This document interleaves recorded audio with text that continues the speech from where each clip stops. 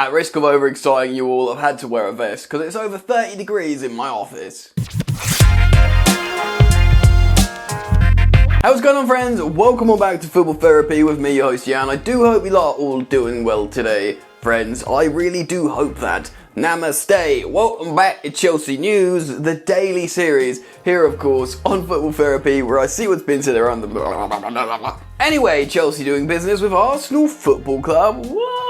Selling them a prized young striker. What? It's Tammy Abraham. Apparently a loan with an obligation to buy. Ooh, there could be banter ahoy here. I'll be reading you an article from the Daily Express talking about this story. Very interesting indeed. And then I'm going to talk about the sobering fact how Chelsea are very, very, very unlikely to buy Erling Haaland this summer, and in that case, probably ever. And where we're left without an elite striker option this summer. So settle in, get comfortable, pour yourself a drink, consider subscribing to this channel if you're new to the experience, because you might dig it. Daily content, of course. Hit the bell notifications icon if you choose to subscribe, and then if you want to help me out in the dark sea, the abyss that is the YouTube algorithm, please do drop a like on this video. Alright then, let's mosey on down to the first part of this video. Cool, so we know Thomas Tuchel does not fancy young Chelsea striker Tammy Abraham. To many Chelsea fans' frustrations,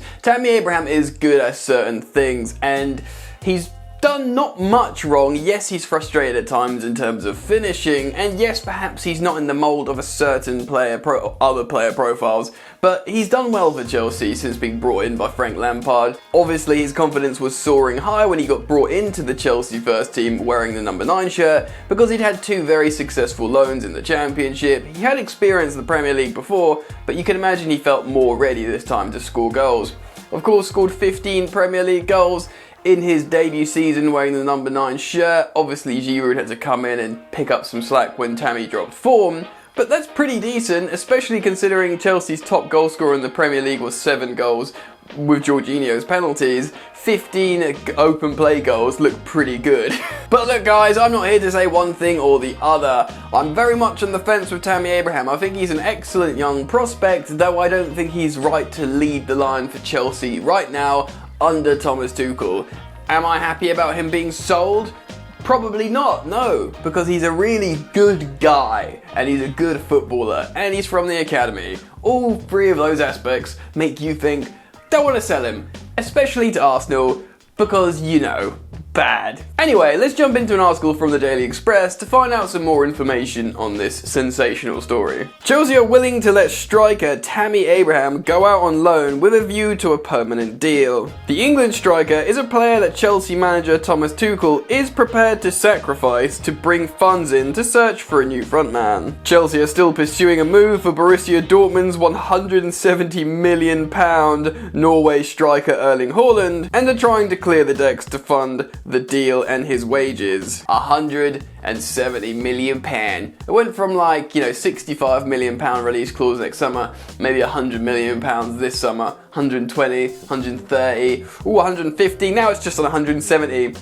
I mean, the number just does what it wants, really, doesn't it? Several clubs have shown interest in Abraham, now 23 years old, with Arsenal, West Ham and Aston Villa all keen on the deal, but the £40 million price tag placed on the striker by Chelsea has put bidders off. Chelsea, though, at the moment are prepared to let Abraham go out on loan this coming season if a deal with a permanent switch can be secured. Abraham is on around £82,000 a week at Chelsea and still has 2 years left on his contract to run, but played only 17 minutes of football under Tuchel in the final 3 months of last season. Yeah, not only did he play no minutes under Tuchel, he wasn't even making squads, matchday squads. So, you know, he was one of the 2 or 3 players left out of the entire Chelsea squad that wasn't being named. Usually it's like youth players or an extra goalkeeper. You know, I think we were seeing 2 goalkeepers on the bench at times, maybe? I don't know. Mental.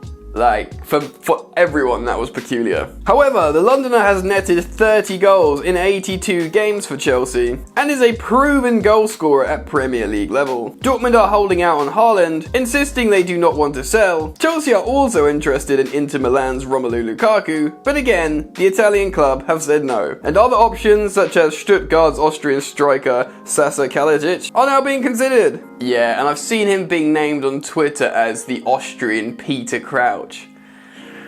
No offence to Crouchy, but it's not what we're looking for right now. Meanwhile, former Crystal Palace chairman Simon Jordan reckons Abraham has the ability to lead the line for a top club. Right, it's that bloody knobber Simon Jordan from TalkSport, but let's just read the first few lines of what he has to say. I think he can play at the very highest level, Jordan told TalkSport. But for reasons of style of play, I very much doubt it's his attitude, because the feedback I get from this boy is that he's very good, decent young man. And if you look at his goal scoring record, which is close to 1 and 2, I think the problem is he just doesn't fit into the way Chelsea want to play. And to be honest, there it is, ladies and gentlemen. Like I said at the top of the video, what Tammy Abraham can do is he'll train really hard, he'll be a good spirit around the dressing room, and he'll score goals. And when he doesn't score goals, he's frustrated, which is good. He doesn't want to be a passenger. He can score last minute winners. He can do all that. Do you know what I mean? And in another team, he'll sniff out chances and be good. 2 years left on this deal. Chelsea want to sell him ideally this summer if they can, while there's still value. But a loan with an option to buy, they still might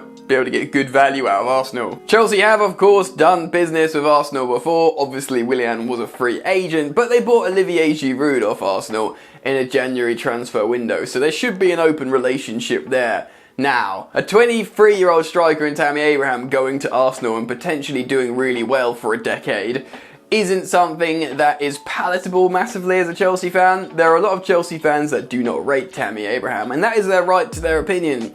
But if he goes to Arsenal, scores loads of goals, and if they go from, like, you know, at the moment, let's be honest, a mid-table club, that's how they're performing right now this second. Of course, Arsenal are a massive club, but at the moment, they're not behaving like one. So they're currently lingering in obscurity around the mid-table. But if Tammy Abraham goes, say, scores 15 to 22 Premier League goals per season, maybe the odd one against Chelsea, it's going to be a painful look, in my opinion. But what do you do?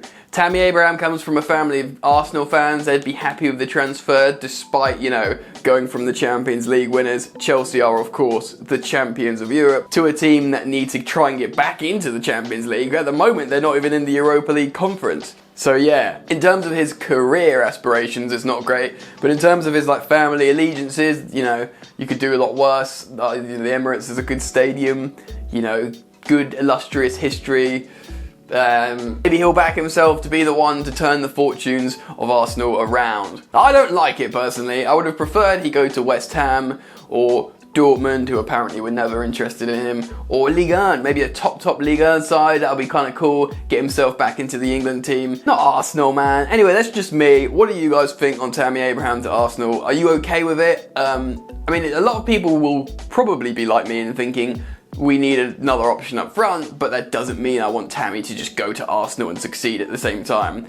You know? So comment your thoughts, feelings and opinions on that down below, and let's move over and talk about a strikerless Chelsea moving forwards. Also, no article I'm citing today. I wanted to just talk to you about something I've been thinking about. Man City won the league last season with around 85 points, maybe even less, I'm not sure. So a completely realistic target for winning a Premier League season, not over 100 points that they can do sometimes. Mid-80s, you know, that's a sort of decent level that most top teams can aspire to if they put together good runs. Problem is, Man City scored around 30 more goals than Chelsea last season, so Chelsea absolutely need more goals, and of course that was half Frank Lampard and half Tuchel. We scored less goals under Tuchel, we were just much better defensively. So an entire season of Tuchel, how many goals are we going to score? Like 1.2 per game maybe? We need to score more goals, really. And it does look like Erling Haaland is near enough impossible. It doesn't seem like the deal can be done this summer, and with that, I'm not sure we'll get him next summer. With all the other 8 clubs that will be making an inquiry about him, if Chelsea aren't in the same position, say, retaining the Champions League, he might want to go to the next Champions League winners. Do you see what I mean? So there's a very real danger that's becoming more and more likely Chelsea never see Erling Haaland, which is fine. He's just one footballer that would cost a lot of money and demand a lot of wages. Similarly, it looks unlikely that Chelsea don't get Romelu Lukaku, so they might not get an elite striker this summer. If Tammy Abraham does indeed go, we haven't got a recognised number 9, and I don't include Timo Werner in that because we've seen him, he plays better on the left channel. He's not a forward, like a quintessential number 9 to play in the Premier League, so we won't have one. We'll have Kai Havertz, who plays as a sort of auxiliary 9 that sort of drops deep and can run in behind. But we'll be struggling. We won't have this number 9. I'm wondering what Chelsea will do. I think they will sign a striker. They probably won't sign a top-tier elite striker. We've talked about the Austrian peeps at Peter Crouch. We've talked about Danny Ings, who I actually think would be a good option as a first striker next season and to drop down to a second striker the following season. If anyone has any problems with that, then you're not listening to what I'm saying. I'm not saying Chelsea have Danny Ings instead of Erling Haaland. Chelsea need multiple strikers, and they could bring in someone like him to play up front for one season until Chelsea get a better option.